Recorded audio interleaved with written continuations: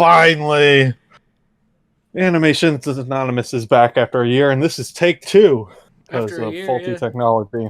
Oh Yeah, yes. faulty I technology. don't think Fucking hell. it's more user error, but yeah, we'll go with faulty technology.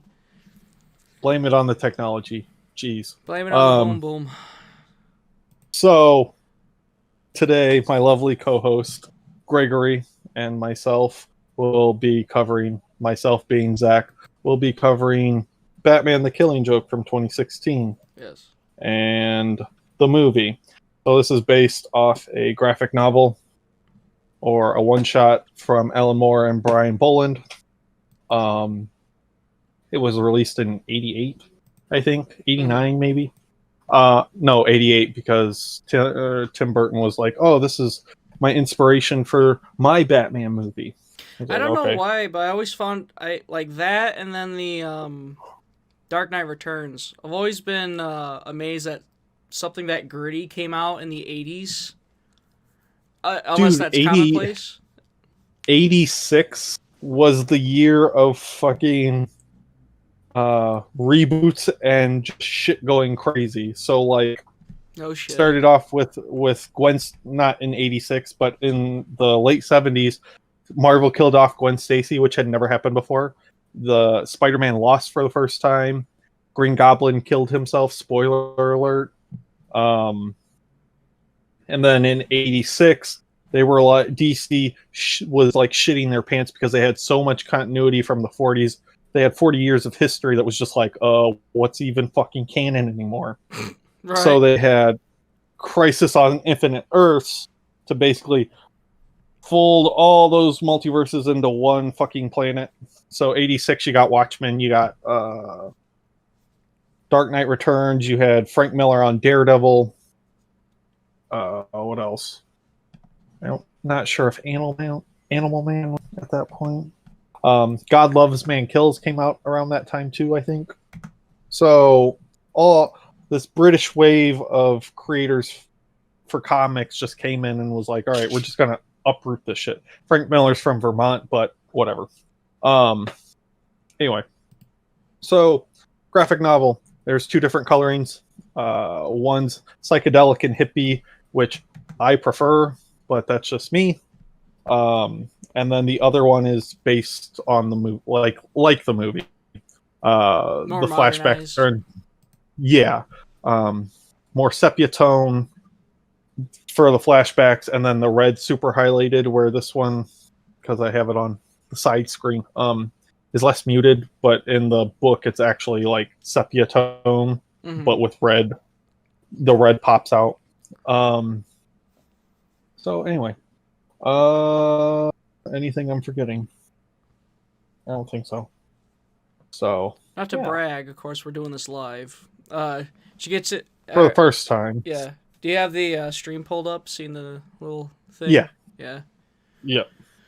Yeah. So it just came to me. It's like yes, gifts. That's what we need. Slideshow Gifts. of gifts with the Yes. movie poster in the background, making it out like it's the best Um, damn thing since the printing press.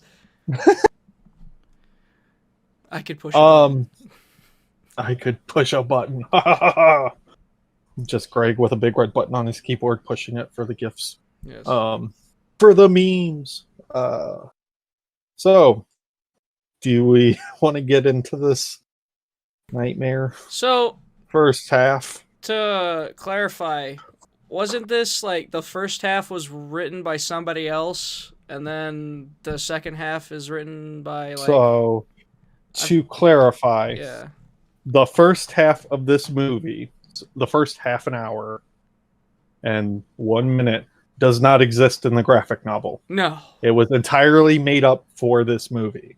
you don't say. Brian Azzarello, who wrote this movie in its entirety, but basically just went, "Hey, I'm just going to take most of the Killing Joke dialogue for the second half and throw it in there," and then that Yeah. end credit sequence is also him. So he wrote that. Who, like Alan Moore says he hates comic books and superheroes, and they're dumb and they're just a bunch of stupid assholes that run around in colorful underwear.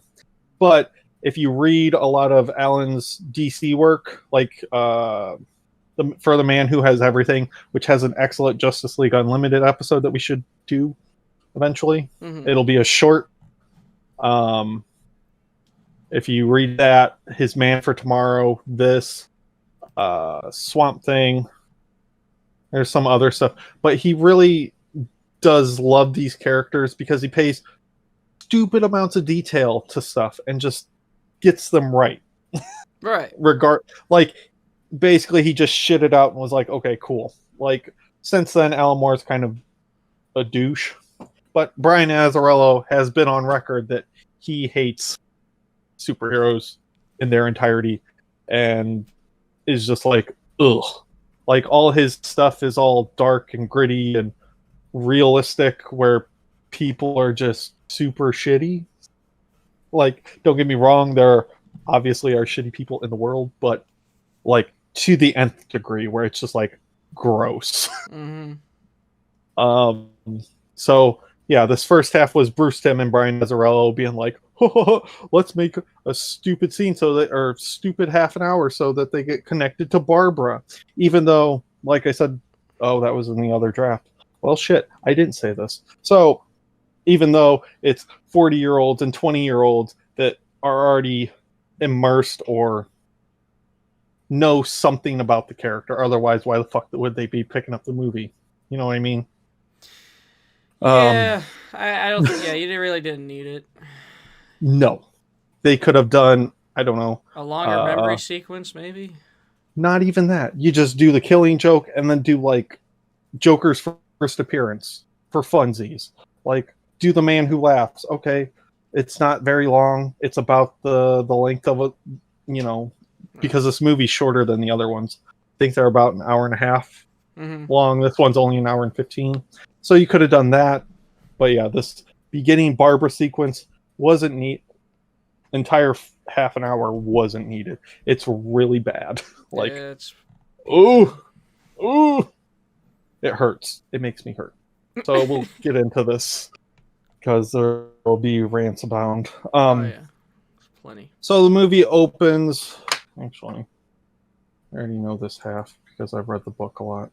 So the movie opens with, and it's rated R, and WB made a big stink that it's rated R. Aren't we cool? Like, look at us. We finally caught up with Japan and started doing rated R animation. Yada, yada, yada. But Batman and Batgirl get a phone, like the signal. I was going to say a phone call about a robbery big red of an bat phone. Yeah. They get a call for a giant armored truck that's being robbed. So Batgirl jumps on top and is like, "Oh, I'm going to save the day," and yada yada yada. And meanwhile, the thugs in the truck are like, "Oh, what? You never been in a police chase?" Because one dude's all nervous and shit, and the other dude's just like, "Haha, this is a joke because it's a stupid fucking comic book movie, and I don't give a shit." So he's chilling. He's like, "Take a left. This left? Yeah, that left." So the dude turns, and then Batgirl's on top, and she's running. And they get to the cab part, or the driver's thing. So he starts shooting, and then she like falls off the side onto the passenger side and is hanging onto the mirror. And he blows her a kiss. Okay, whatever. Is a Goyle. Yeah. Ooh, she's a pretty girl. Look at me. I'm a stupid, stereotypical Greaser. misogynist like dipshit. So that happens, and when that happens, shortly after the truck flips over or something, I don't remember. Yeah, something like that. Flips over. Truck flips over, or no, that's what they do. They eject the fucking trailer to the truck, so the trailer just leaves. They pull a Han and then Solo. Batgirl, yeah, Drop the load, and then Batgirl jumps onto the cab. There we go.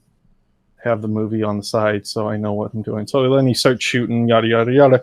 She gets on the side, blows her a kiss. Stupid. Then he kicks her in the face, and she falls on the street. Lovely. Batgirl failed. Oh no.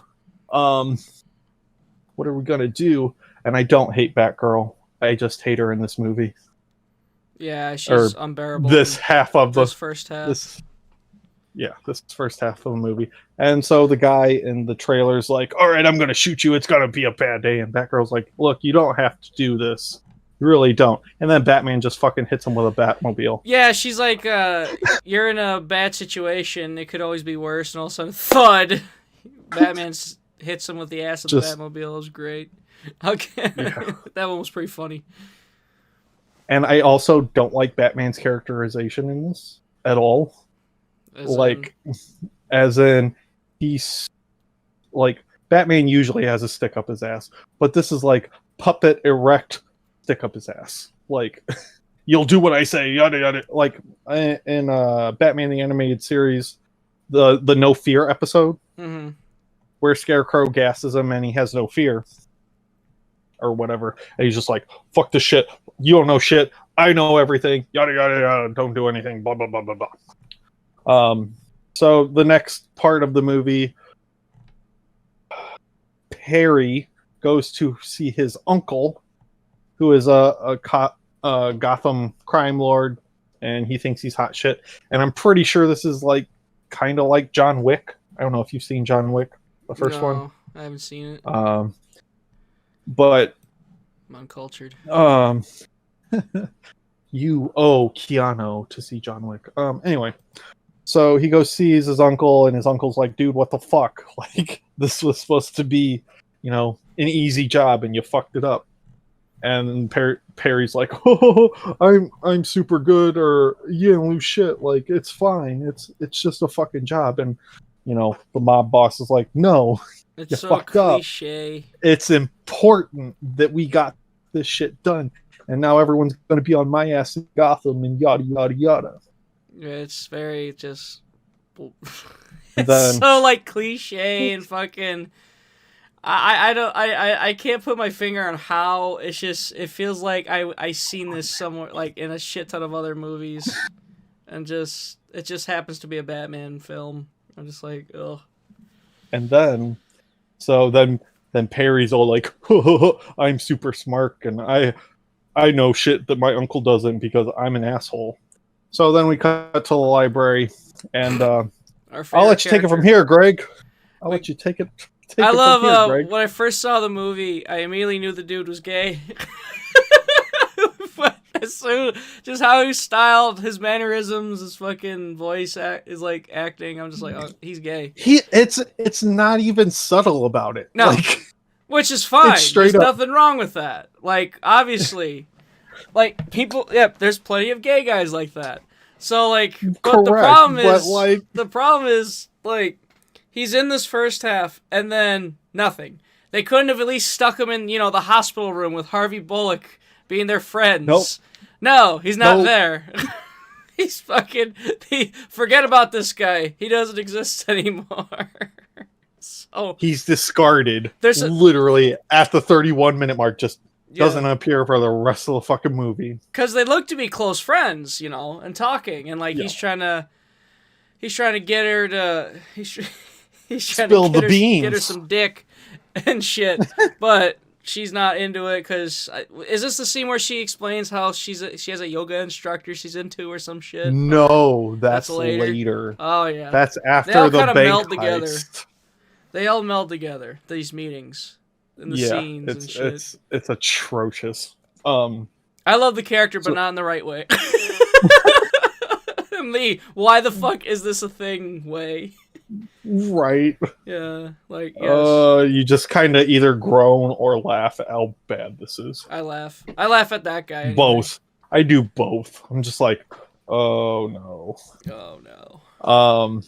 So the next scene is they're hired to rob a bank that's owned by his uncle. It's revealed later. So Batgirl busts them and beats up the guys and whatnot. And then Perry's like, congratulations, it's my little red-headed bird or whatever the fuck. And it's like, ooh, look at me, I'm hitting on a superhero because I'm a weirdo. Like, sometimes it's really cliche and uncomfortable. I'm just like, can you not? Every other line, to her is either, hey, beautiful, hey, pretty, oh, look at this, it's like a date or a dance. Isn't it funny? And This then is Batgirl's shit like, oh, fuck you. This is shit I would expect out of like a fucking... Honestly, the film. animated series. It's like a bad episode of the animated series. It's a bad fan film, like real bad. So Perry and Barbara fight, and then they're like, and then he's got her in like a sleeper hold and shoots her with like sleeping gas or some dumb shit. And then he's like, "Oh, you'll be out in a couple hours, but first I gotta take a kiss." Very like, yeah, very rapey. And fucking, talk about how it smells like cherries. Really, like, oh yeah, like fucking really, dude. So she knees him in the gut and runs into the bank vault, and then they get away. And then Batman shows up while Barbara's pouting on the rooftop because she screwed it up. And he gets her coffee, and Batman's like, "Look, I don't know he why. almost had you. You need to not." I don't know why. Just see Batman with a cup of coffee in his hand. Looked great. And yeah, he goes. He pretty much kicks her off the case because immediately, like, it's like, first of all, Bats, like, really? It's just I kind of agreed with Barbara on that one. I kind of agree with Barbara on one. It's like, so what if he likes you? He's like, he doesn't fear you. I'm like, who the fuck cares? There's people who don't fear you.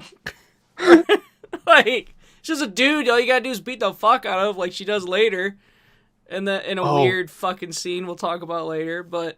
And this is my favorite part. So Perry, right? Mm-hmm. His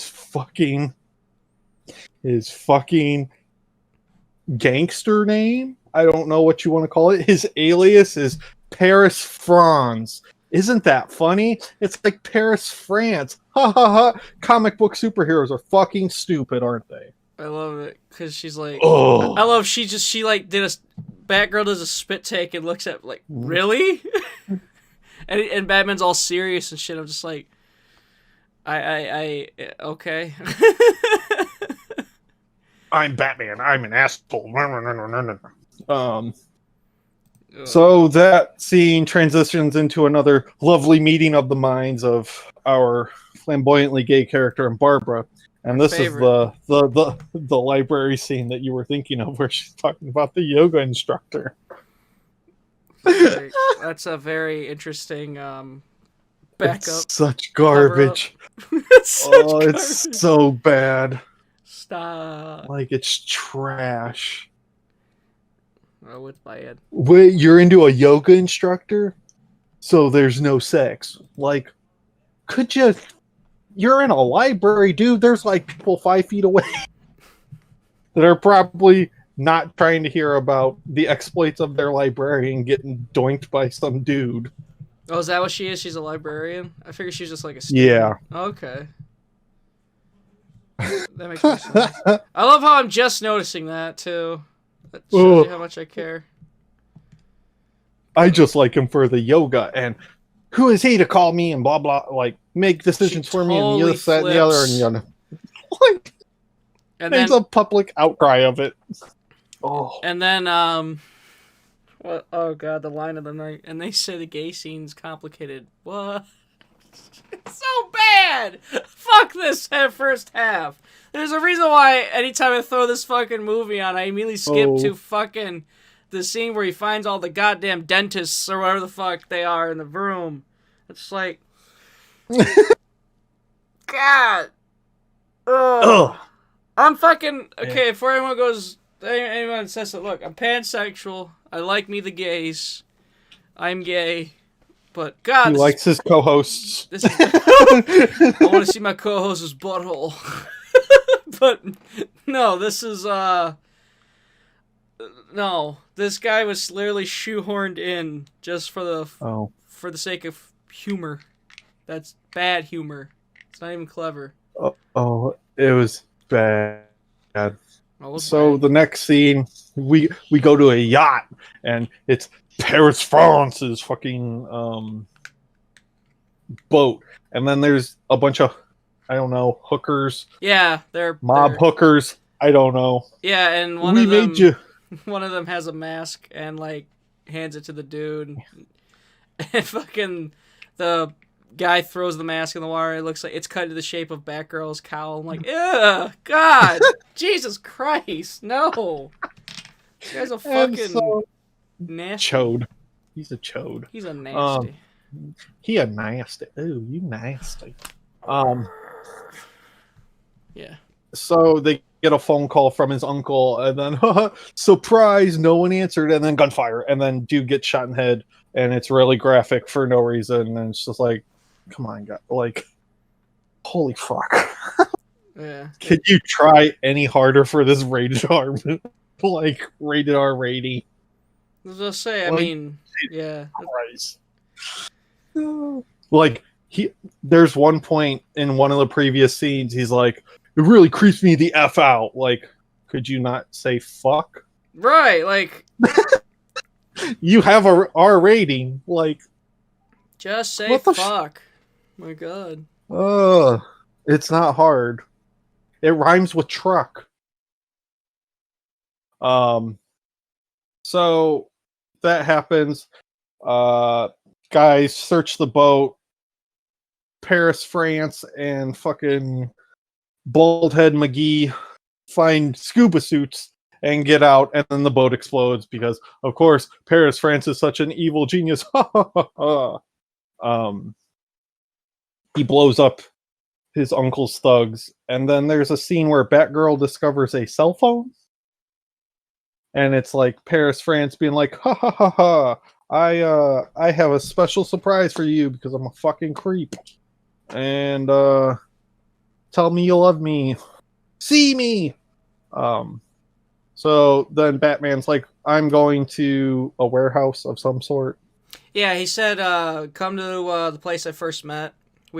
Right. So Batman's on the way to the bank, to that warehouse bank.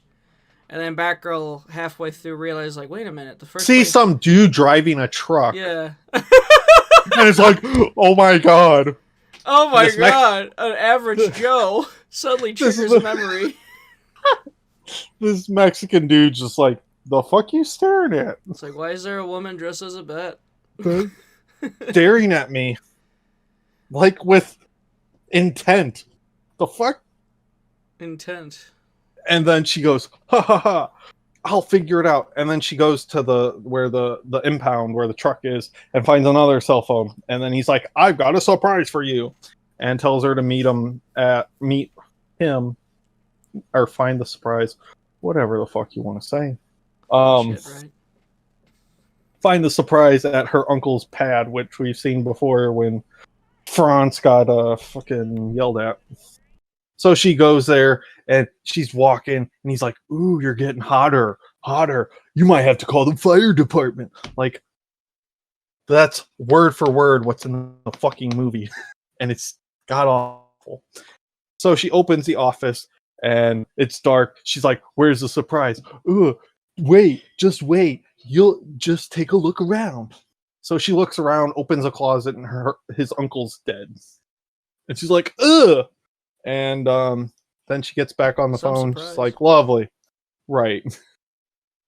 She gets on the phone, and then she hears the doorknob or some shit, or the guy's kicking the door, and she's hiding above the fucking the door frame, and then jumps on this dude for no reason. Like, she could have waited till they were both not paying attention. Maybe it's just me playing stealth games, but till they're not paying attention, and then jump down and run out and not almost get shot like 4 times. And then there's an action scene, which is all right, I guess. Not really. I don't know. It's meh. And sometimes Batman's fucking model looks way off. Like, sometimes his nose goes from like a normal nose to like a really big nose and to back. Oh boy. Next scene, Batman scolds Barbara for going off without him. You shouldn't do this. He's interested. Blah blah blah blah blah blah blah. You can't treat me like a child. Da, da, da, da, da. Batman scolding Barbara, and Barbara's like, I'm not a kid anymore. Why can't you trust me? I thought we were partners. Because you'll get on the abyss, and then you'll have to trudge back. And I never want you to experience that because fucking what the fuck ever. It's so stupid. And then she's yelling at him and sounds like fucking Raven and Harley Quinn in one fucking scene. Yeah, they fight, and then she tries to hit him. He blocks a bunch of shit, and then pushes her. And she goes again, and then she knocks him over, or flips him over or something. And then she's got him pinned to the ground like Simba. Pinned you again. And then,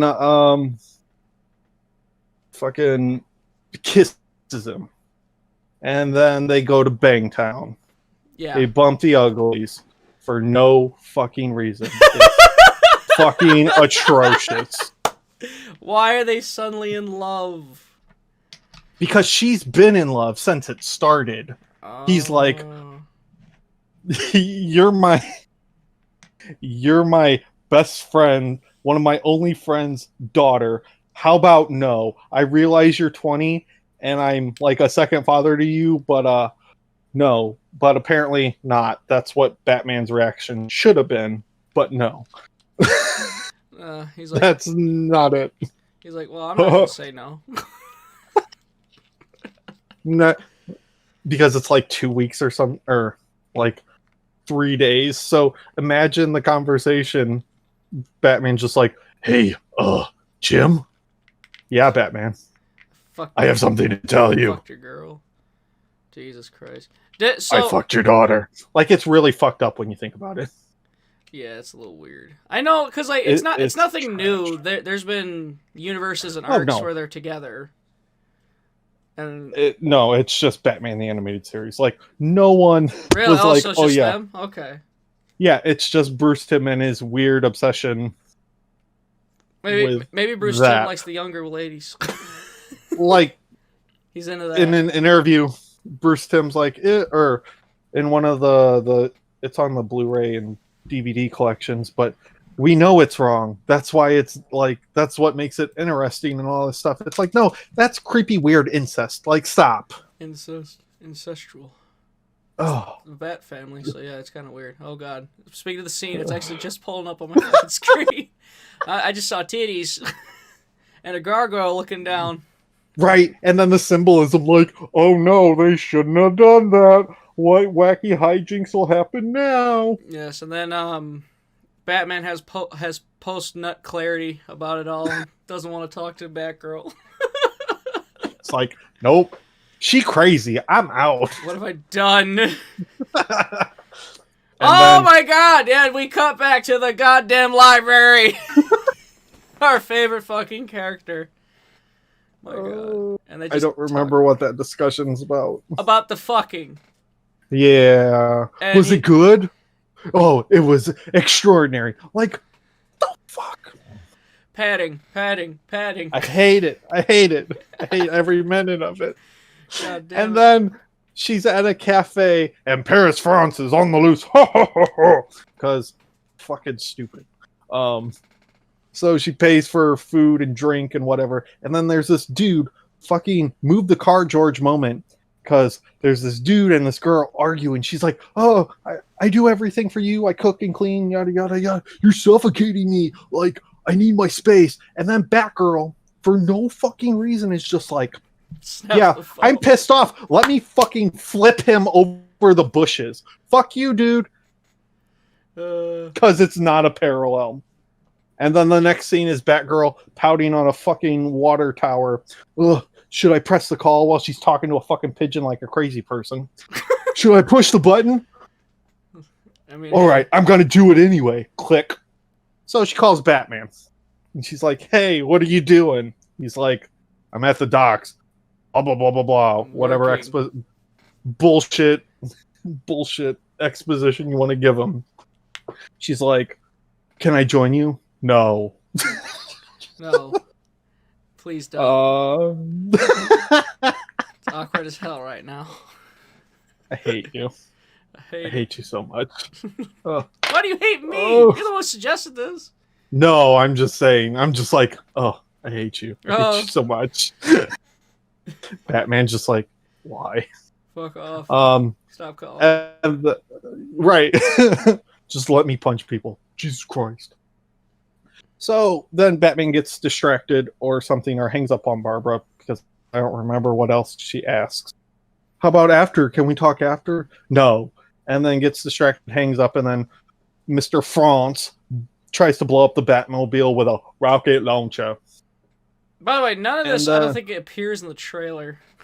I just No. realized. Of course not. Of course it doesn't. Of course not. Because they knew it would be like, people were like, fuck that, and not go What see is this? Oh my god, we totally forgot. This had a theatrical release for like, I Just think a for weekend? Fandango. Okay. Yeah, for a weekend. It was a Fandango thing. A Fandango So- exclusive. It aired at AMC, I remember. I wanted to go see it, but I couldn't at the time. I have the money.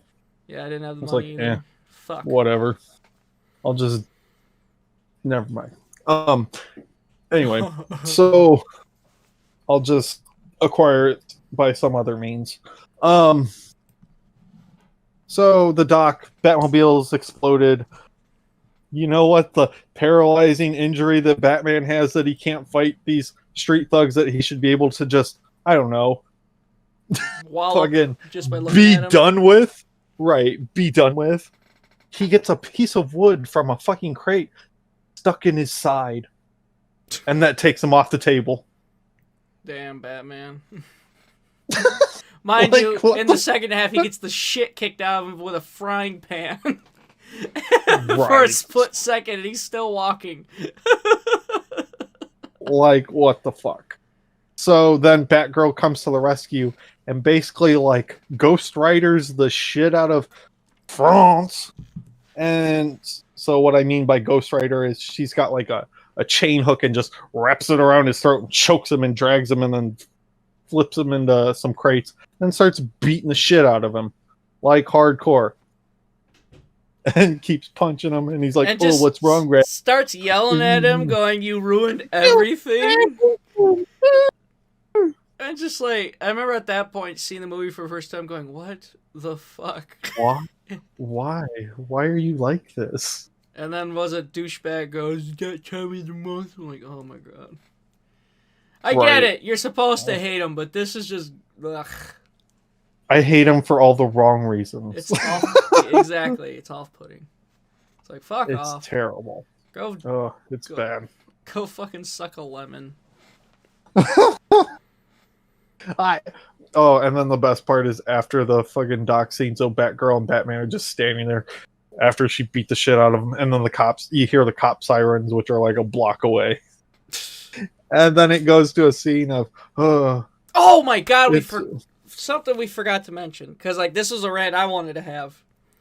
okay, go for it. So what during the argument, Batman, one of his fucking things against Batgirl was like, you don't see it, you don't see it like me. You still see it as like a thrill, so that fact you don't know what it's like to be on the edge, this, that, and the other, to go on the edge. So what this scene told us is this is Batgirl seeing it on the edge, and I'm just like, okay. Yes. Nobody. You compare that to Batman watching his fucking family die and coming close to killing people himself. And for Batgirl, it was beating the fuck out of a dude, and I mean beating the fuck out of the dude, and then going, wow, that's what life on the edge is, I guess. And then quitting. I'm just like, Hardcore. Oh, the quitting scene's even better because they're on the same rooftop that they fucked on. again, like, okay, so And Batman walks there, stands there for a second, and goes, "Batgirl, no, close." Like, can you fucking not? At every point that these people open their fucking mouths, I want to strangle somebody. Jesus Christ. Yeah, and then fucking... No, but I quit. I don't want to do this anymore. And Bruce is just like, okay. Oh, and there's some stuff here that you can't have exploding gas balls going off in my apartment. So you said Superheroes Bruce Timm... are stupid assholes. Okay, if Bruce Timm did this, And doesn't Bruce Timm do some of the new 52 movies too? No. No, okay. So So if this is any indicator to the Batman the animated series reboot, revival. Ooh. oh, revival. Oh Uh, boy, please don't. this is gonna be So great. okay, this the next scene is the dentist scene, which is okay. I Well, don't like how. hold on. Before how we get into the second okay. half, let's just talk more about the first half. So Oh jeez, can't. overall, I could, but I can't. just the overall. Come on, you got Dog shit. it's dog Don't shit. watch. Don't Don't. watch it. Yes. Don't waste your fucking time. They shouldn't have wasted the Korean animators' time with this dumb horse shit. Dumb horse shit. Let me look Like, up the exact text that Zach sent me when I was at work. Dude. By the way, Zach's original idea was just to review the second half, and I'm like, no, we can't go half pregnant. We gotta do the whole damn thing. Fucking, let's see. 5 minutes into the non-killing joke part, and I'm already tempted to fast forward. And I just text back, I'm going off memory and having it on in the background while we record. He just goes, it's bad, and woof. I asked, pan shittingly?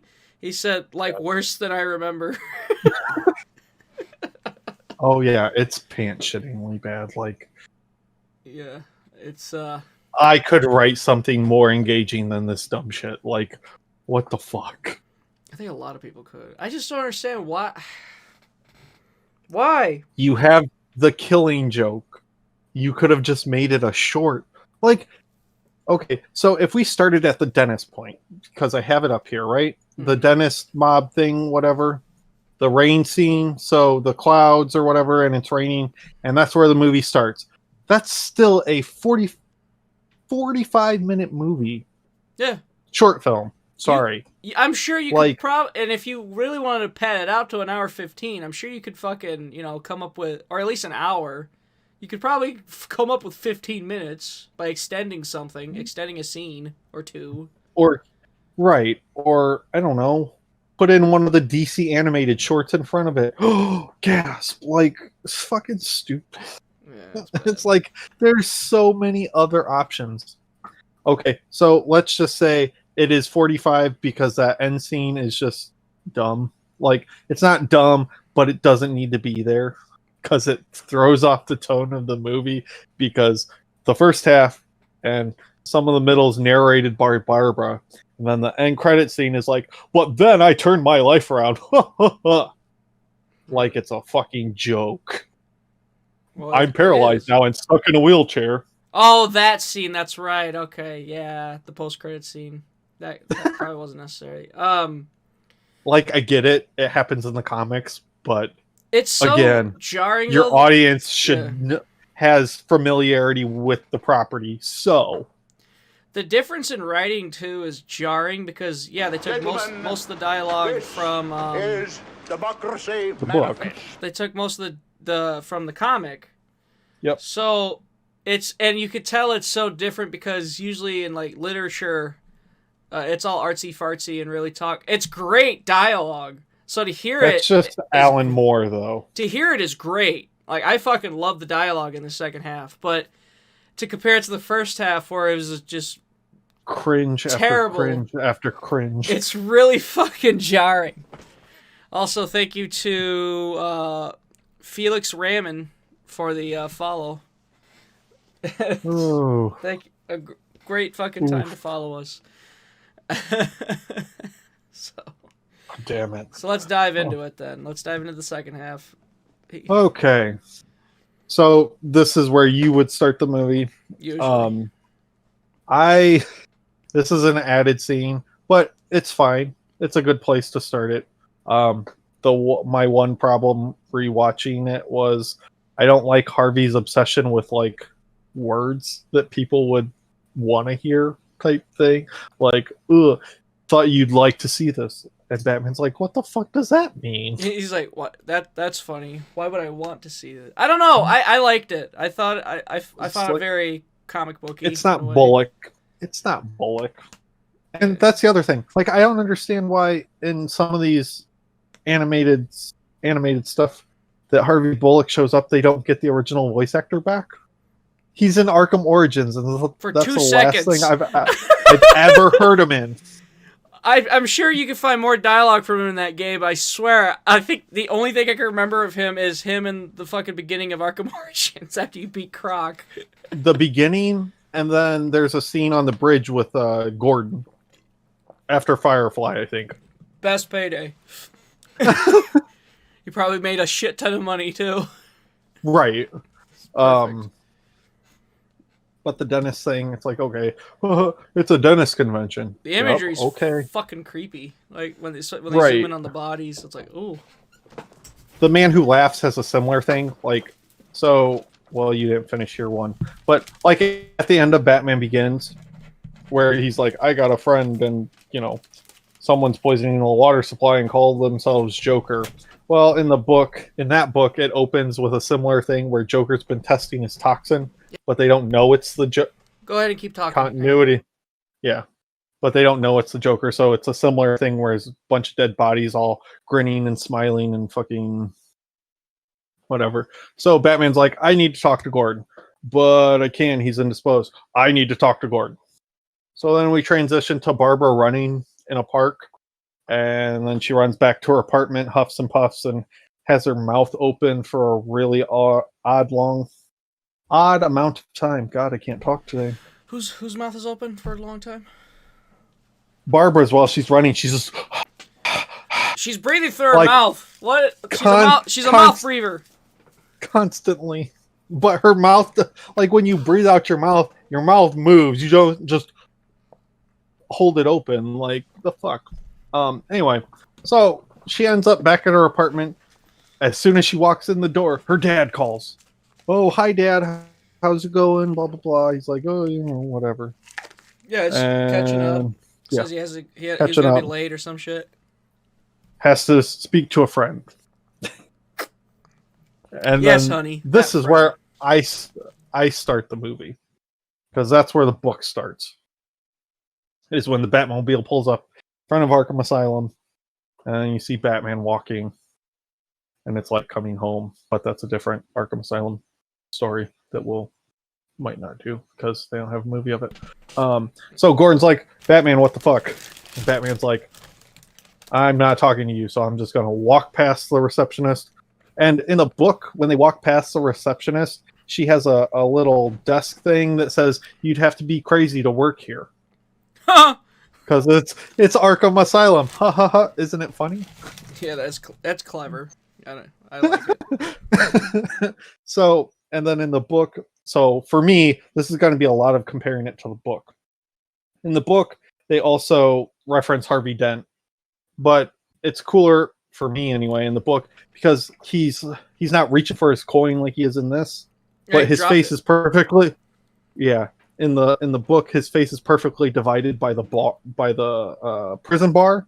So you see the half is Two-Face, half is Harvey Dent, and then they just walk past and then everything's basically the same. Yeah. And then Batman, walks to the Joker cell. Joker's playing solitaire or Suits. I don't fucking know. It's solitaire. But anyway, yeah, solitaire. And not talking, not saying anything. Doesn't even react to Batman walking in the room. Batman walks in and goes, look. The dialogue is so fucking good. I love this scene. I love it. I need you. I need to talk to you because our relationship's fatal. You're either going to kill me or I'm going to kill you. Like, we need to figure this out. We're talking about life and death here. Yeah. And grabs the dude by the hand. grabs his hand and he pulls away. And then Batman looks at his glove and it's white. He's got makeup and on then it. he grabs the dude. I don't know where he is, man. Hey, man, I got rights. You can't do that. I got rights. Where is he? Do you have any idea what you just released or something like that? Yeah. Where is he? And then Gordon hears it. He's like, don't you touch a hair on his head. Also, he throws the wig. Yeah. I'm like, here, really? you can have all of it. Calls him a stain. Yeah. Jesus Christ. Batman had no chill. Right.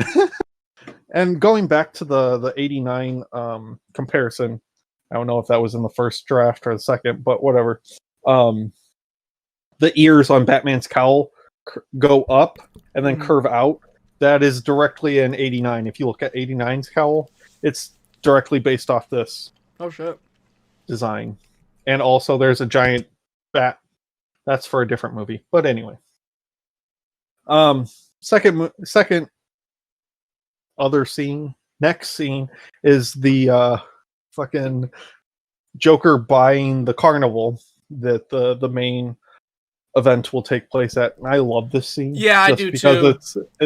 It's good. Talks about how it smells like piss and doesn't know if it's a hobo it's or derelict.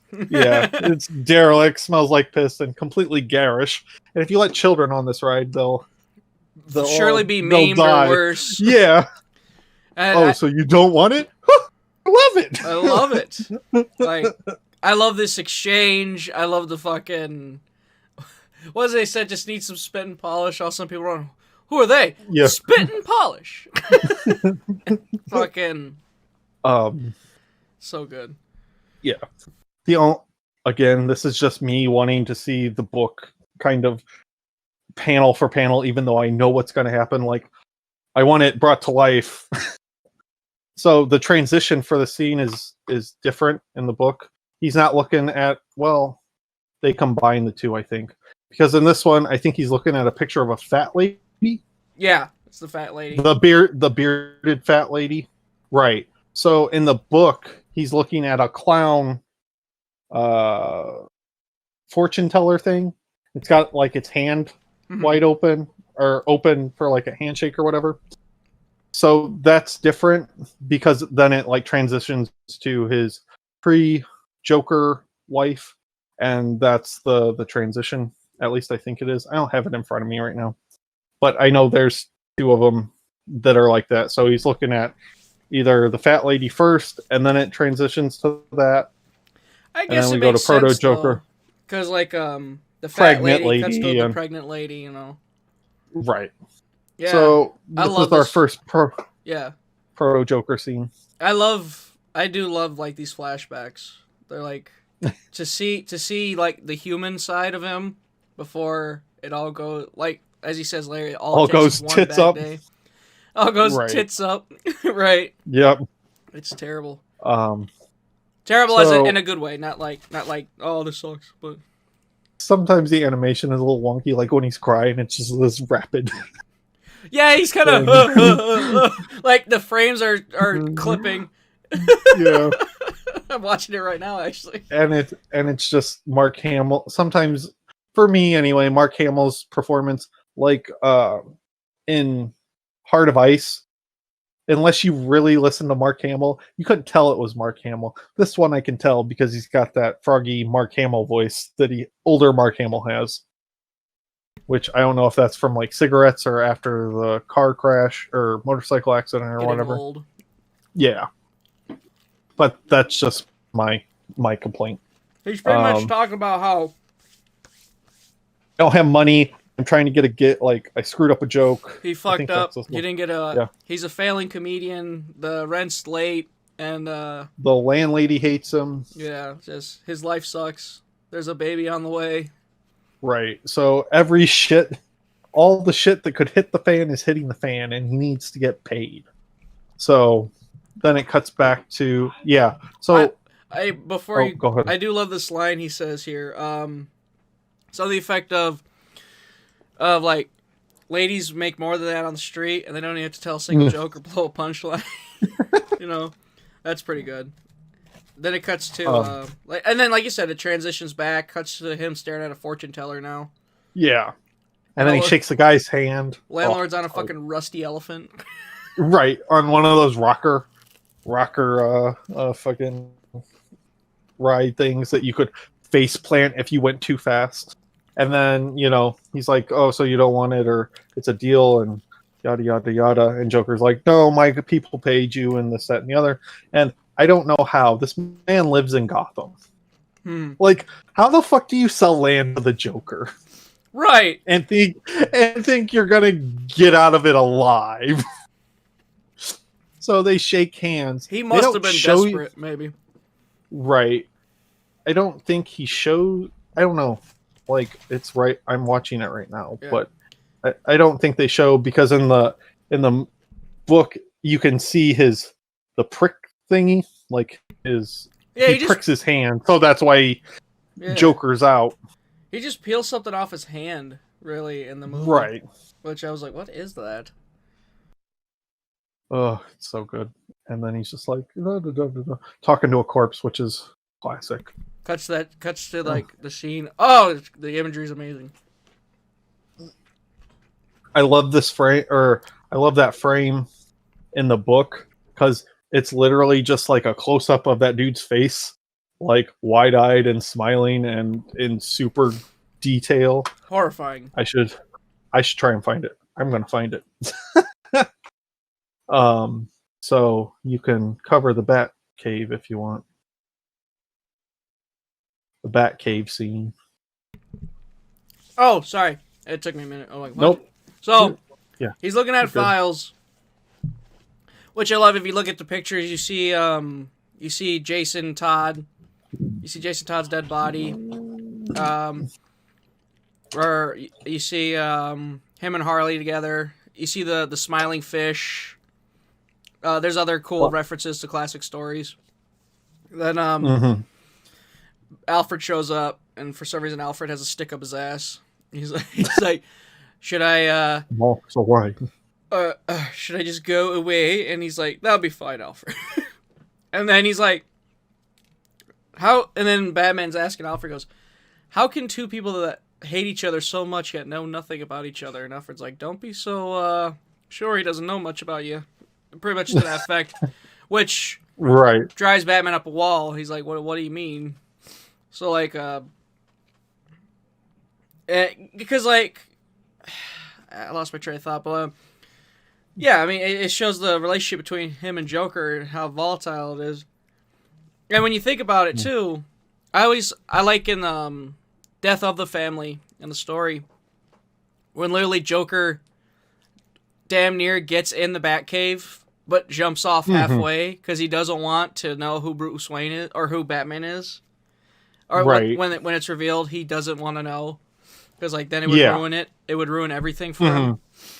So like, you just wonder like if Joker did know his secret identity, like would he care? Would he reveal it?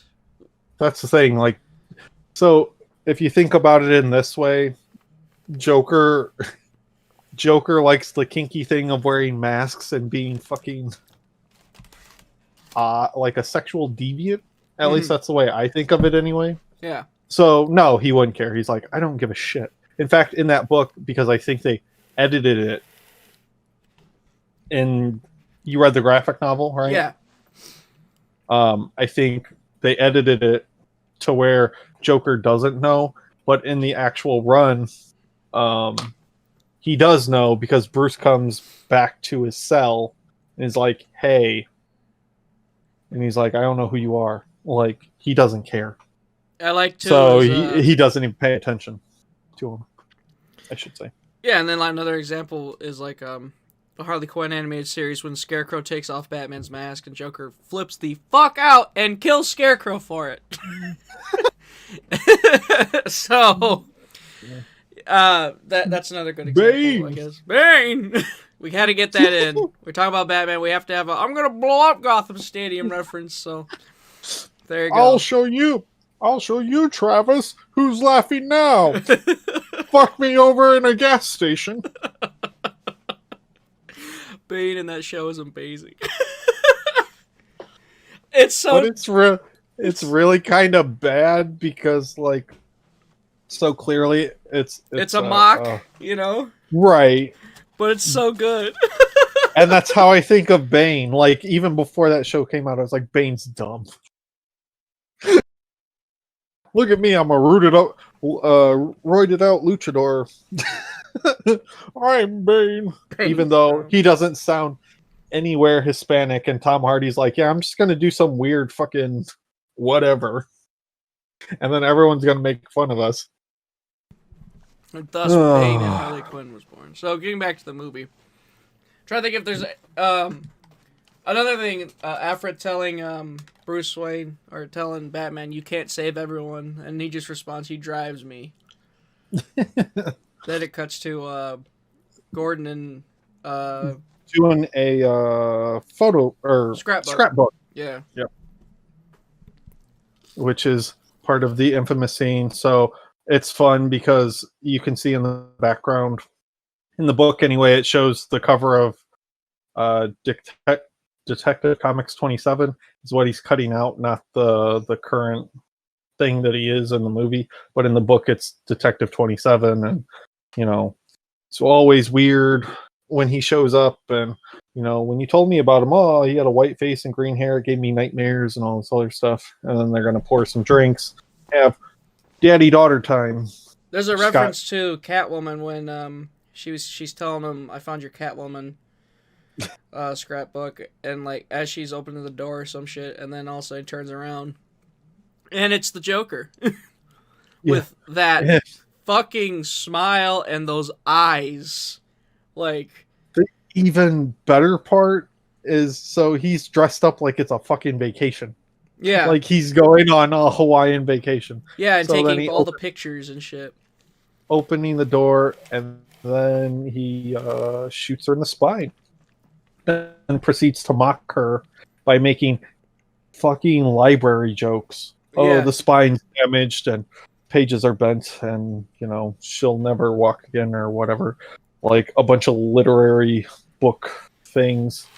And Gordon's like, you son of a bitch. And then two geezers from the 89 Batman movie beat him up real good. Oh my god, and dude looked like it too. So this is what I was talking about off stream with you before, is that this is one of those scenes that they put the money towards. Like, obviously, right? Yeah. And even when there's a scene coming up, or maybe a little later, where he's just staring at the carnival lighting up. It's like, you put all that money and effort into that scene, and it's on screen for like 5 seconds. Like, what the fuck? Yeah, the two scenes, the one of him opening the door, and then the one of to prove a point, here's to crime.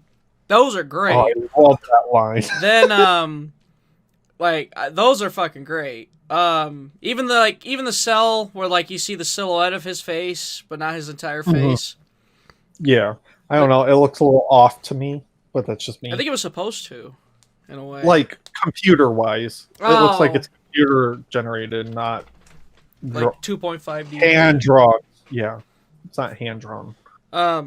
But yeah, that scene where he's like watching the scene glow up, I remember thinking, why does he look fucking weird? Does he look like that in the comic panel?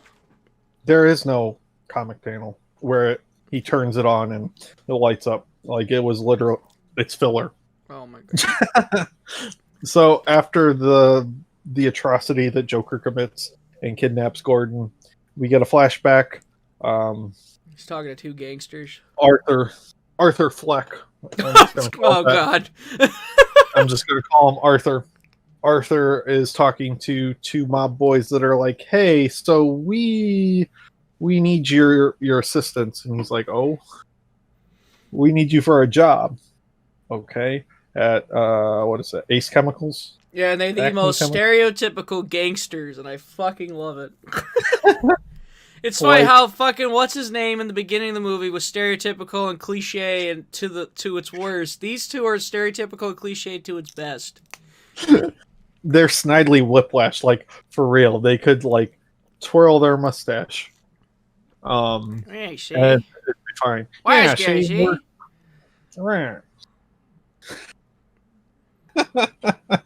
You did that. It reminded me of Courage. Yeah, see? Yeah. Shut up or you'll get the... So the hell does he say? The French tickler. Oh. Yeah, I don't remember what he says, but then he like smacks into the other toe so it bounces and hits the little one. Oh, man. What a segue. Amazing. Right? So they're eating lobsters, which is weird.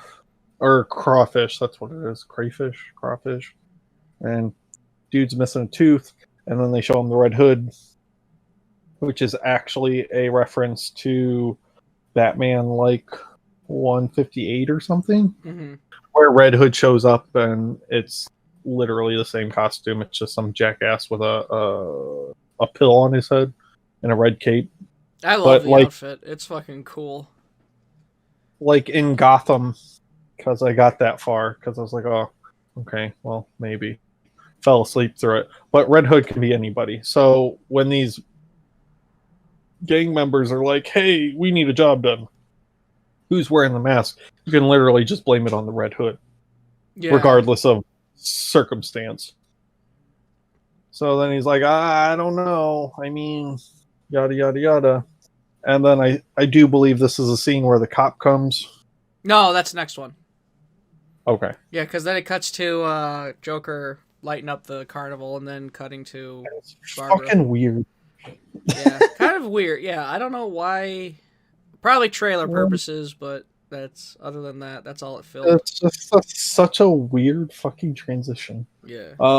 So then we get to the doctor's office, and he's poking her foot to see if she has feeling in it. Which I don't know if that's an actual medical practice or not. It is. Okay. Because in hair school, they would teach us that there's pressure points in the feet. So, right. So you had to be. There was a. We were told we're not allowed to massage the feet of pregnant women. Because if you press the wrong pressure point on there, you could send her into birth or into labor. Speaking of pressure points, do you know the show Shameless? Yes. And when you said that, so there's a scene in that show, I don't remember what season, but someone's having a hard time getting off. God. And apparently there's a pressure point or some shit that you can push and it'll just make you come finish. Yeah. I was trying not to be... Fuck it. Rip the Band-Aid off, Greg. Just fucking do it. I'm anyway. Googling right now. Pressure point that makes you come. Greg, this is gonna be... Fuck yeah. We'll do it on Twitch. There's a special spot below your belly button, about 3 fingers width below. It's known as the Sea of Energy. An orgasm button on your body. I must know. What does the G-spot feel like? Well, shove it up your ass and see what it feels like. I don't know. Fucking find out. This is a suggested question to me. Oh my god. Anywho, there's a fucking crippled lady. We'll get back to you on that, guys. There's a crippled lady. Her life is changed forever. Forever. So then Batman shows up, and this is one of the parts, like, this is out of the book, but the context for this movie changed. It's changed. Because in the book, it's just like, Batgirl, my partner, has been through me on all these, adventures, whatever they have been up to that point. And, my one of my sidekicks, like one of my people is down. This one, it's like, oh no, that girl that I doinked got shot by a crazy clown person, and I feel super bad about it. And Bullock doesn't fucking help. He just tells in the news about yeah. Joker taking advantage of her, which which I don't remember that being implied in the comic like it is, because there's certain people that are like, oh no, he totally fucked her. Like, not necessarily. Or even assaulted her. Because me personally, at least, like, Joker's a vile human being if he existed. But honestly, if he just stripped her down naked, I feel like that's still just as bad. Like, it's bad, but people think he full-on raped her. I think he full-on raped her. Because the way I think he's asexual and doesn't care. Like, well, that's you the thing. can still fuck. He doesn't. What I'm saying is, he doesn't care to fuck. And unless his motive, it's Batman. And his motive, like you said, his motive, why are you doing this? To prove a point. Right, but Barbara has nothing to do with it. Jim's the star of the show. Yeah, no way. Well, how? So to fuck up Jim, Barbara he was just rapes his daughter. You know? casualty. Maybe. I don't know. But that's just not how I read it. It's like, no, he just took pictures of her all bleeding and shit out on the carpet and naked. I don't know, man. 'Cause I'm not a psychopath, so I don't know. I'm in the camp. They're Well, sociopaths. I'm in the camp of he probably fucking raped her. That's rough. I mean, it's rough. Like, I don't mean to be smiling and laughing about it, but I don't know how else to react. It's like, Jesus Christ. Like, Right. So funny story about this, for the comic anyway, not for this book or for the movie. So when Alan Moore pitched this story, he was like, so I'm gonna, cripple Barbara Gordon. And the famous line, at least from the way it's told from the editor, was, cripple the bitch. Oh, what the fuck? Alan Moore had no intention of this being in continuity, but DC being DC was like, hey, so this is super popular, so it's canon now. And Moore's like, look, I wouldn't have done that if you were going to say it was canon, but Comic Pop, Sal from Comic Pop was like, no, you would have done it because you're not 30 years in the, you know what I mean? 30 years in the future, or whenever the fuck he said, oh, I probably wouldn't have crippled her. Like, no, you would have, like, you're not the same, you're not 25 years old anymore, you're 55, like. Yeah, and you've had some time to think about it. Correct. So it's like, no, you would have, like. Yeah. And I like Oracle. I like the Oracle character. So, like. Yeah, it's fine. It turned out to be good. It's a better, because the thing is like, Barbara got shot, she got crippled, and then she turned it around. That's the good part of this. That's a positive part of the story. She took this terrible thing, and I'm going to compare this to Batman. So Bruce took his parents' thing, was like, all right, I'm going to turn this into a positive, which I'm guessing she learned from Bruce. So Bruce and Barbara both turned their negatives into positives. So Batman, beats up crazy people. Plus, in a way that opens up people like handicap fans are like, oh, hey, look at this. Like, they could have a character to relate to in Oracle. And then New 52 came up, and Barbara Gordon's Batgirl again, and she just magically got better because fucking dumb. Anyway, yeah. Wait, so she gets shot and then she eventually gets her feeling back? She gets shot, and then through some dumb bullshit spine surgery that doesn't exist in real life, magically waves it away. She inhaled a fetus, like Christopher Reeves. Yeah, basically. And then, not to mention the muscle atrophy and all this shit, even though Batman's been around for 5 years or whatever the fuck the sliding time scale is for this dumb shit, somehow is able to walk magically again.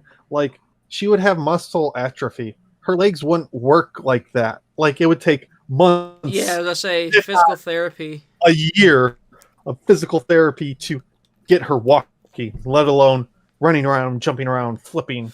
Like, I was about to say, because, like, that's career ending. You can't just go back to that. I mean, fuck, what if you undo all the surgery? What if you undo the surgery by fucking around like that? Right. And you being a pro wrestler, it's like, yeah, you don't just go back to doing flips off the top rope. All right, you gotta change it up a little bit for a little while anyway.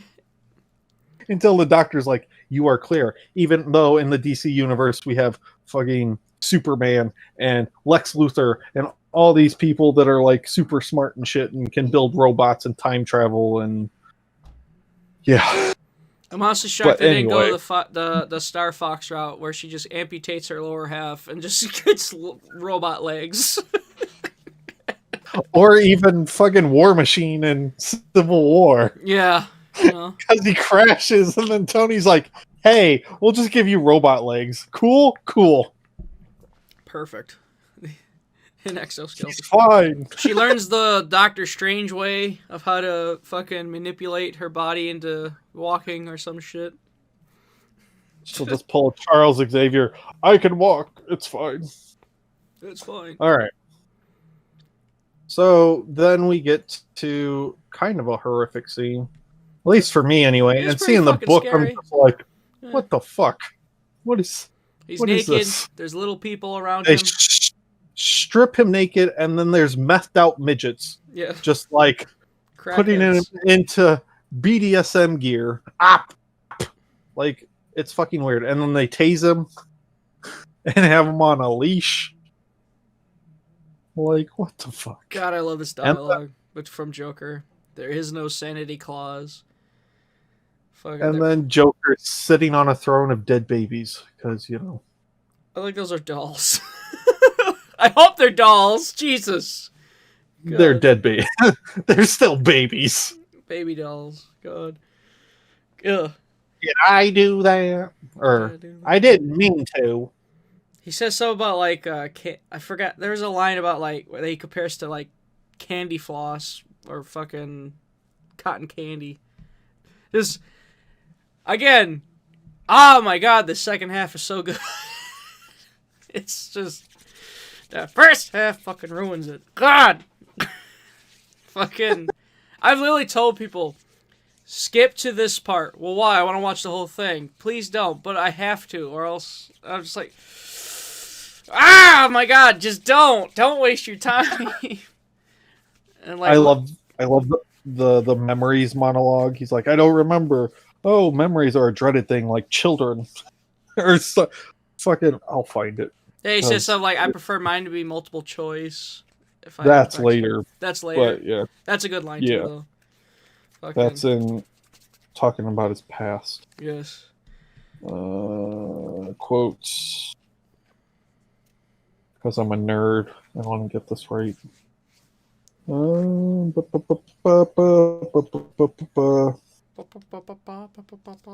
Oh, so like, you know, he says memories are so treacherous. One moment you're lost in a carnival of delights and pugnant childhood aromas and the flashing neon of puberty and all that sentimental candy floss, There's the which line, is okay. what you were talking about.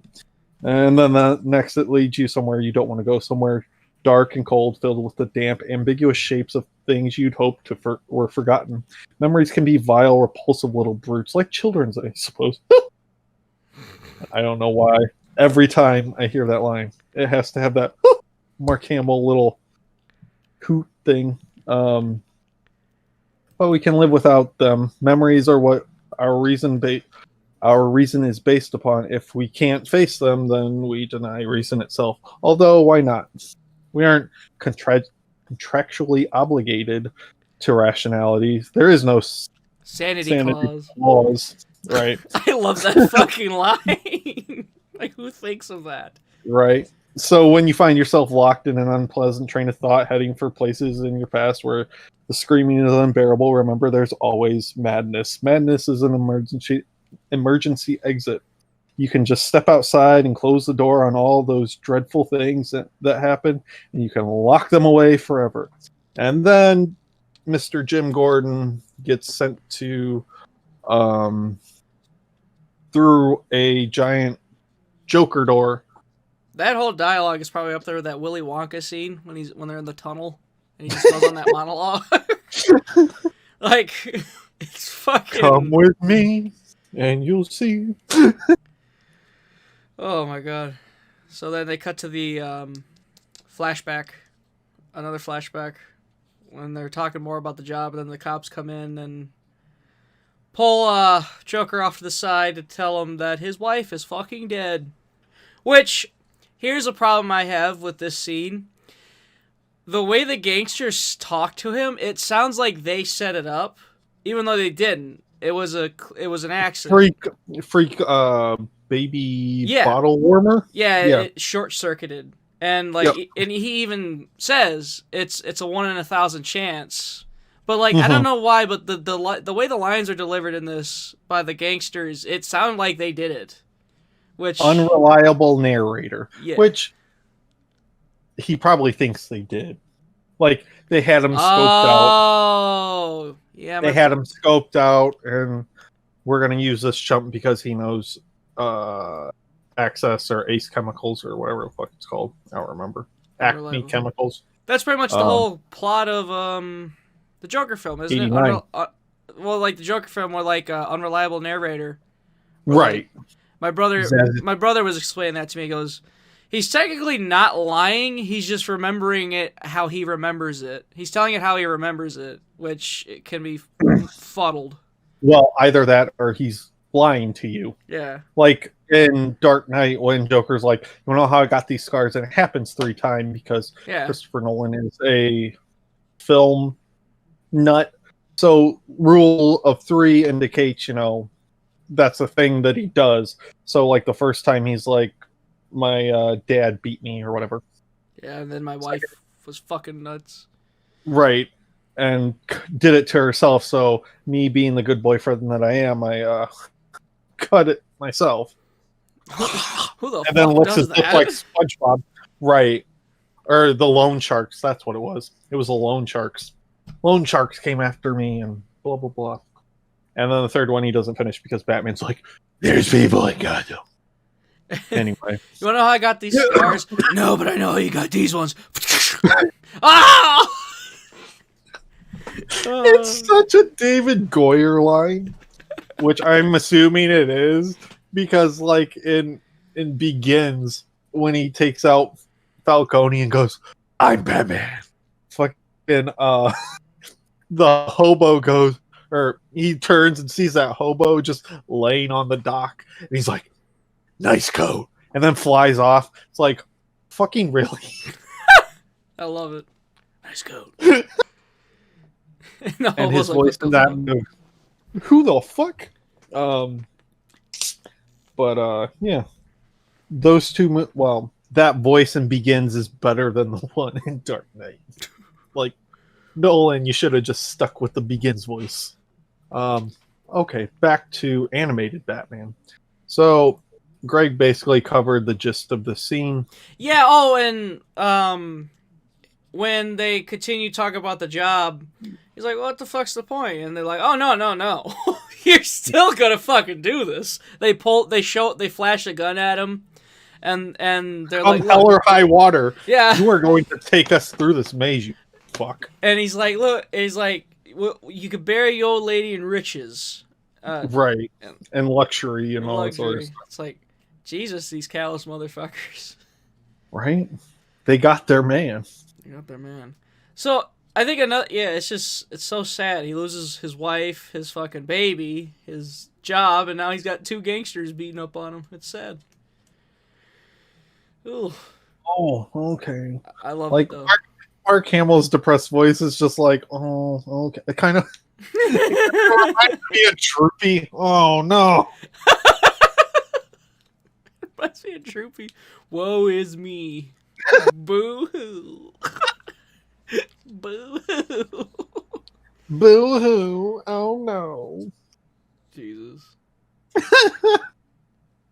It's me, Arthur. Then we cut to Batman shaking down some thugs trying to find the Joker. I assume they're former thugs of Joker or something, or the criminal. I'm going to count to 10. 1, 9. It's like, Jesus Christ, Batman. And then he goes, "I swear to God, swear to me." Like that line was cool and Begins, but I don't know. Kevin Conroy in this second half is fucking awesome with some of these delivered. I'm gonna count. I'm gonna count to 10. 1. Oh no, that's a good line. Yeah. 9. Just the swear to me you're not into. Swear to me thing. I'm just like, ugh. And then Batman goes to. This was 3 panels in the book where he just goes and fucking tries to find him. And what's funny is this fat guy could have been Penguin in Arkham Asylum. No shit. But they made, in the book, it's Penguin, because Batman's got like his arm behind his back and like an arm bar, and there's a picture of Joker.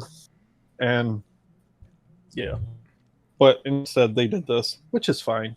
I'm trying to think. Like, you Is don't it have is it supposed to be you know. Falcone or it's a No, gangster? it's some mobster. Monster. I love. He's like, you done after he beats up everybody. Oh yay! Now, oh nope, we're not in hell yet. Hold up, got one step, and I think this is added. I do like the. This is a different scene, I or different from the book. Sorry. I do like how the mobsters he's just like, we're afraid of you, but we're terrified of him. It's like Jesus. Yeah. I love too. He goes, our guys in our line of work, and Batman cuts him off. Criminals. Yeah, right. Criminals. Yeah, that scene's fucking cool too. And then we cut to the courthouse scene or the kangaroo court. Which I don't think is in the book. I wish I prepped and got it out before. This is a pretty good scene though, like for an add-on. Like this is order in the court. I'll have the ham on rye. Boo. Tough crowd. Doesn't have to be good to be a classic. Oh. This scene is great though, because he fucking pulls up a great fucking point. You know, like everyone calls out Gordon. He goes, "What do you do with a man who like doesn't care?" Throw the book at him. You throw the book at him. He goes, well, "What are you waiting for? Throw it!" Throws the book, and a Batman standee comes out, smacks against the standee, and then Joker calls him out. He goes, "Was it something to the effect of like, your partner is everything you're against," pretty much something like that. I wish I had the exact line. I'm not to that scene yet, but it's so fucking God.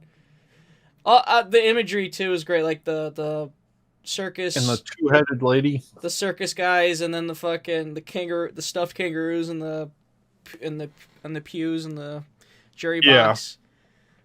I really like the Joker in this movie, and he like it might be in comics that I haven't read. But I like that he has the circus motif. Yeah. It's definitely one of Mark Hamill's best performances, for sure, as Joker. I don't know if you would agree. There's line readings that I'm not how I read it, and then we've talked about this before. Yeah, we'll talk about it again too in a minute. I sent you a reading that sounds like Mark Hamill, like it's spot on. But that's the way I thought it would always be read. And I don't like this scene where he's talking to the hookers, because it's this weird thing where fucking Azarello is like, "Oh yeah, Joker just goes and fucks hookers for no reason." Like, Azarel is Azarel in the Azarello, Brian Azarello. Oh, the mob guy, the author or co-writer of this movie. It's just like, "Oh yeah, Joker goes and fucks hookers." Like. I do love how fucking Batman plays dumb. What do you mean? He goes, usually stops by to blow off some steam. What do you mean?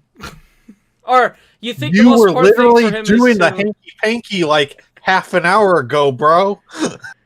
Hello. Have a fun time with your best friend's daughter. So why do you think he hasn't been visiting? Maybe found some other group. I don't know why I'm reading this out loud. Anyway, but yeah, he gets interrupted by a bat signal. Isn't it like... Because in the book, he gets the invitation. Well, it's just that montage, and then he's on the roof, and then Bullock gives him the invitation. Oh, okay. And then this song's kind of cringy, but whatever. Yeah, it is pretty cringy. I remember when the animation's really bad, too, sometimes, like...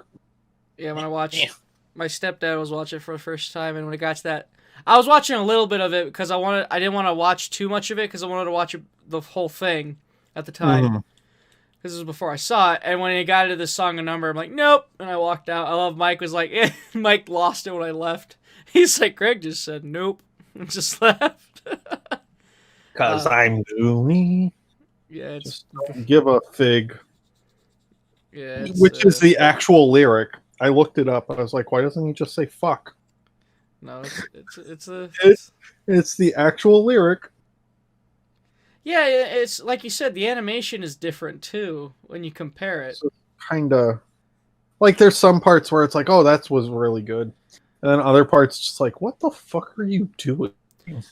And then it just turns really kind of fucked up when the pictures of Barbara flash on the screen while he's dancing and singing. It's like, oh fuck, oh And boy. then the old man scream. Oh! Yeah, and just hearing him just shrill the scream. The guy who played Gordon in this is fucking great too. Like, The unfortunate thing is, it was going to be Bob Hastings, but Bob Hastings died a couple years before this came out. oh shit. So it would have been Commissioner Gordon from BTAS, everyone's Batgirl that they remember from BTAS, even though she was played by two different actresses, and then Kevin Conroy. Almost had a whole reunion. Yeah. And then he gets all fucked up and it's like, oh! And those midgets are holding his eyes open like it's fucking Clockwork Orange and shit. Yeah, looking at the photos of her, which... Yeah. As he screams her name, it's like, oh my god. It's like, Jesus. Jesus in a skirt. Like, for real. So then Batman gets on the rooftop. Gets the invitation. With the 2 tickets. I'm so glad you were here. Now, I don't remember what Batmobile they use. Oh, I lied. There's another scene. Because this is the part in the book where he pulls him out and he's just kind of like in shock, you know? And yeah, because he throws Gordon's naked ass into a bear cage, which is where Bruce finds him later on. I love when Joker... I love hearing Mark Hamill Joker swear when he says Jesus, and he says Christ or something like that. It's just like, good God. And then later, which we'll get into, I laugh hysterically at it because again, it's weird hearing him swear.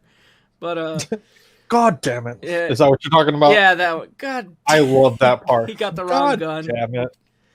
But yeah. So then he's like, "What's more frightening than something in the book? The world's most I forget something about man." And then it's just Gordon kind of naked and afraid. And then we go to the flashback of the robbery. Yeah, they're getting in there. I love the line when he's putting the helmet on Joker and he's like, "Hey, you have a funny shaped head." He goes, "Maybe I should have been a clown." I'm like, foreshadowing. Oh, that line's great though. I love it, but it's like, oh fuck. Again, I love this half. I just love it. I just should have called him Dickhead. God. Fuck. God. I wish it was all red. They should have just done a whole thing where the vision was all red instead of doing this sepia tone blend thing. All right. Well, how else is he supposed to see? Well, no, he would see, but it'd just be all red. Oh, okay. So go more realistic with it, kind of like Yeah. Because there's points in the book where it's like that, where technically in the book it's more fucked up because he's got 2 little eye circles that are red that he can see out of, and it's all like fucking weird. It's cool.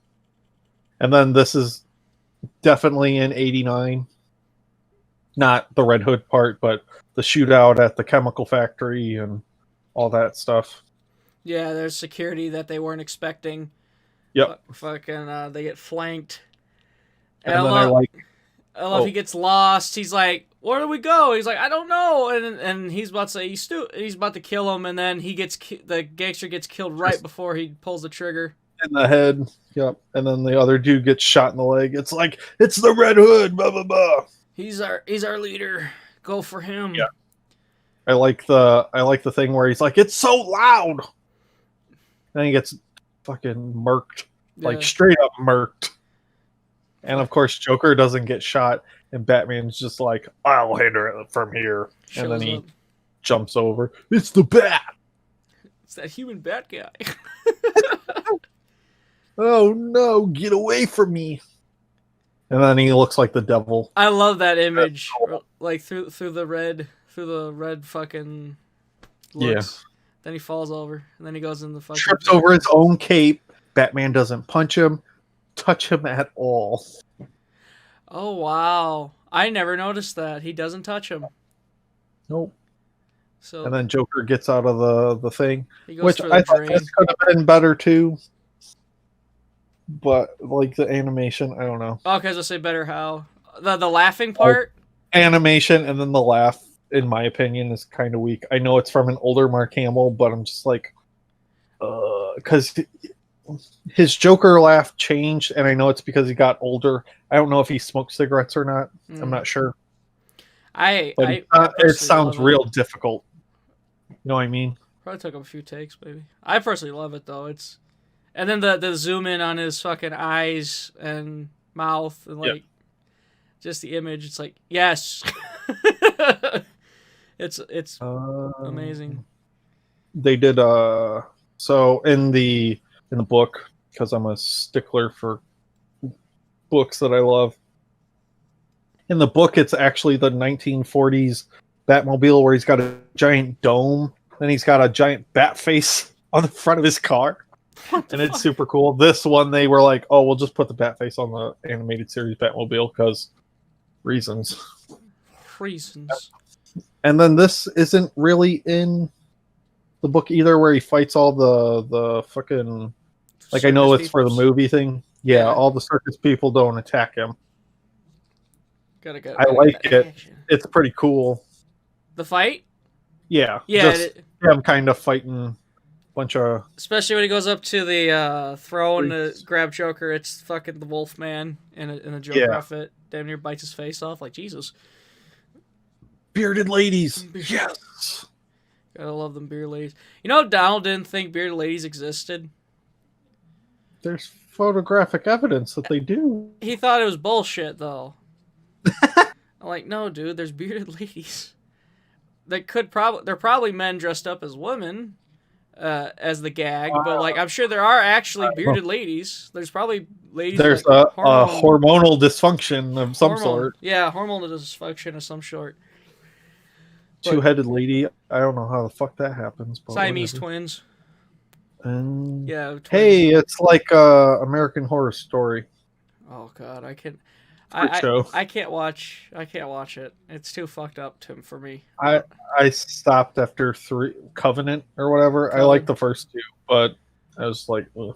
The circus one was interesting, but like I couldn't finish it. It was still too fucked up. Like it got weird. I just can't. It's a really weird show. Yeah. It's not for me. I don't know why. Because I like weird shit. I like weird, wild shit, but I just can't with that show for some odd fucking reason. But then Batman pretty much...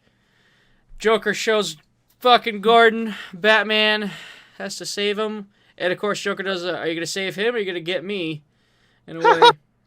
Laughs. And then he shoots him with acid on his fucking shoulder. Yeah. And he's like, ugh! And then sprays neutralizer, I'm guessing. Gets Gordon out of that cage, tells him... My favorite line from James Gordon. Yeah. Gotta show him our way works. I want him brought in by the book. By the book! Yeah. I think if we ever get a book, or if we ever sell books of some kind, I'm going to have just the scene from this where it's just him yelling, "Buy the book!" Because it's just an audio clip. Yeah, buy the book. It's great. You know, what else could you ask for?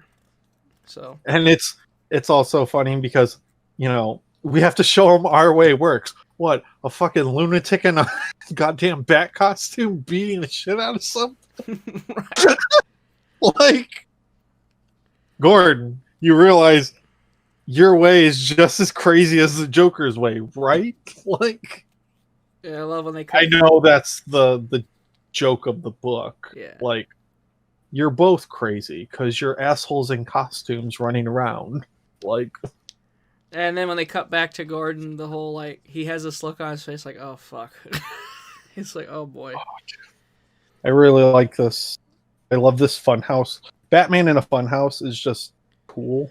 And then Joker gives his his bad day monologue, which is an amazing monologue in itself. Because like think about it, like when he brings up the point of all it takes is just one bad day to. I love it. It's like one bad day, and you know you turn into me. What? I don't. I gotta look it up, dude, because there's parts in it where I'm just like, that's so fucking cool. Yeah, he like yeah, because it's one of those reasons like why do you love a villain? Isn't a villain never thinks he's a villain. When he thinks he's in the right, that's sort of deal. Where is it? Oh, yeah. All it takes is one bad day to reduce sanus man alive to lunacy. That's how far from the world is from where I am. Just one bad day. You had a bad day. Am I right? I know I am. I can tell. You had a bad day. Everything changed. Why else would you dress up like a flying rat? You had a bad day and it drove you as crazy as everybody else. But you won't admit it. And you have to and you have to keep pretending life makes sense. Like there's a point to all this struggling. And he's like, God, you make me want to puke. I mean, what is it with you? What made you what you are? Girlfriend killed by the mob? Brother carved up by some mugger? Something like that, I bet. Something like that. And he almost hits it on the head. Yeah, Like, he's so close to saying what actually happened, but he doesn't get it right.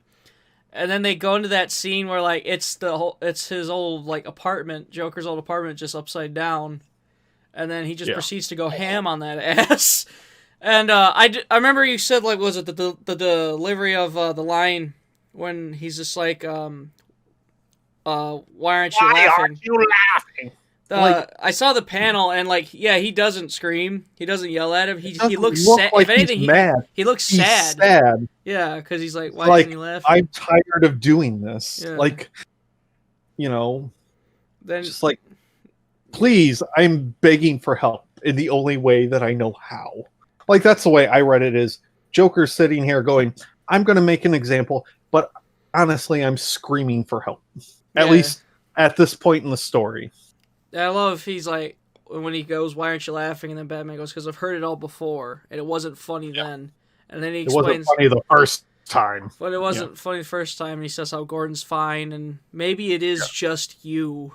And it's like, oh, Joker gets pissed, and I love this because it's again Alan Moore kind of being an asshole and just being like, "Haha, stupid costumes are stupid," or superhero costumes are stupid. But Joker takes Batman's mask and pulls it over his face and then proceeds to hit I don't know in the movie, but in the book he picks up a 2x4 and hits him in the head with it. Yeah. Then he pulls a gun on Batman, they struggle, they go out the window, pulls out the gun, kicks him in the face, fires it, and it's a fucking joke. It's a gag gun. God damn it. And he just goes, God damn it. He fucking throws it. It's just, I love it. Then he's just like, all right, you gonna kick the shit out of me or what? And Batman... let's get on with this. He's like, no. He's like, no. And then he's like, I don't know why you are the way you are, but maybe we can fix this. Offers him help. And... Joker's like, no, it's far too late for me. Yeah, he's like, no. And then suddenly... Joker, it's like that quick pause, and then Joker goes, he tells the joke where it's like, well, at first he starts giggling, because he's like, this reminds me of a joke, and then he tells there were two guys in a lunatic asylum, and one day they decided, we don't want to be here, so they break out, and they're about to get out, but there's a tower and another tower, and they have to jump across. So the first guy jumps across and goes, all right, I'm going to turn on the flashlight so you can walk across. And he's like, what? You think I'm crazy? Like I'm crazy? Or you're insane or whatever the fuck the punchline is. I just fucked it up. Which is something that he says something to the effect of, what are you, crazy? You'll just turn it off when I'm halfway through. That's what it is. Yeah, that's... it's just like, it's one of those, wow, that was terrible. And like, there's that pregnant pause, and then Joker starts laughing, and then fucking suddenly Batman starts laughing, which is kind of unsettling.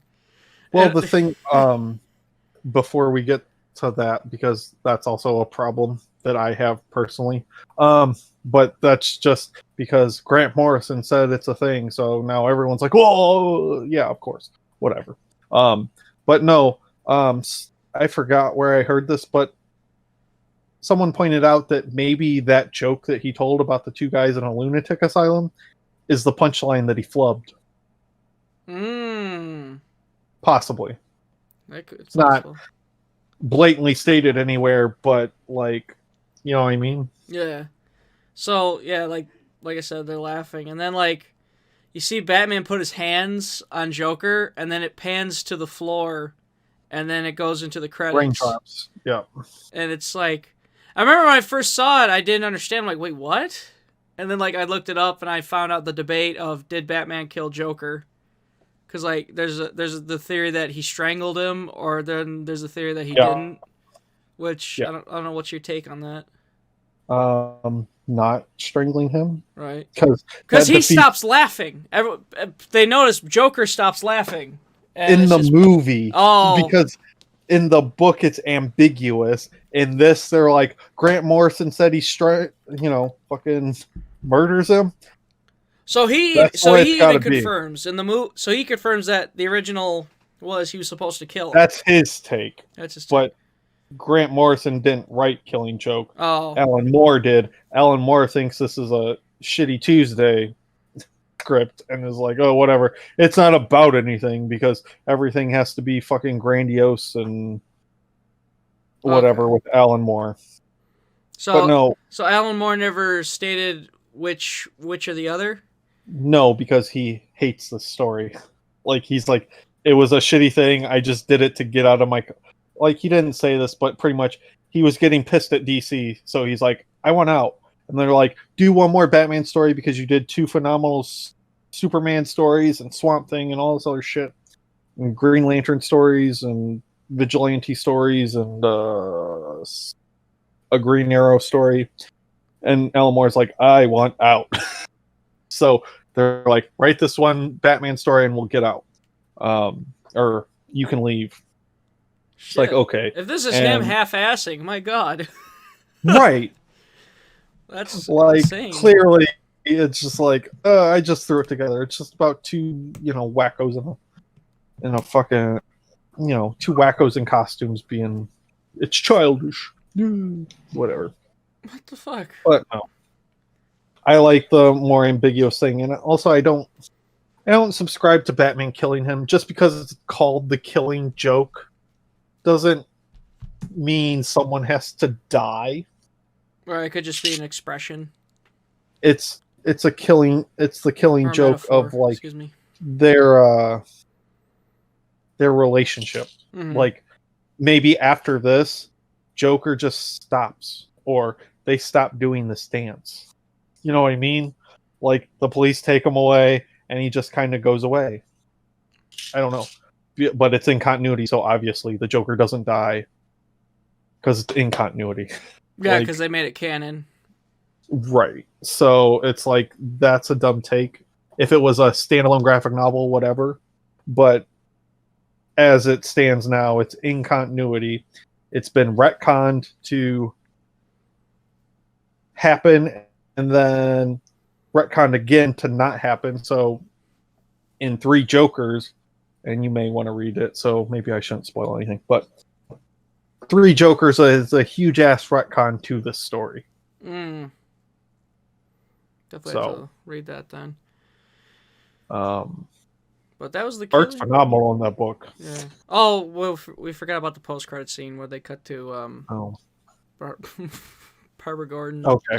So basically, the gist is Barbara's like, I got my life together and became Oracle. Like, ta-da! There's a happy ending. Yeah. Barf. Not that, like, I don't know. It's just like, it's like sequel baity in a way, but there's no sequel. Like, what the fuck? Right. What are you baiting? Why? They're masturbating. Like, that's what they do. do. She's okay. No shit. She got shot in the spine. Like, the doctor said she would be okay. She just couldn't walk. Like, but it's about Barbara. It's Barbara's story. Really, it's not. It's Joker. It's a Joker story and Batman their relationship story. It has nothing to do with Barbara. Barbara was a casualty. Joker didn't even know she was Batgirl. It's not like in Return of the Joker when he kidnaps Tim Drake and then Tim Drake tells him, oh, Bruce is Batman and, fucking that I don't know. Yeah, it's a Watch the whole... second half of the movie. Don't bother with the first half unless you like cringy dumb shit. But even still, it's not fun cringy dumb shit. We Not make good. it sound fun, but it's trash. It's pretty bad. You'll be cringing, and then you won't get to the second half, which is marginally better.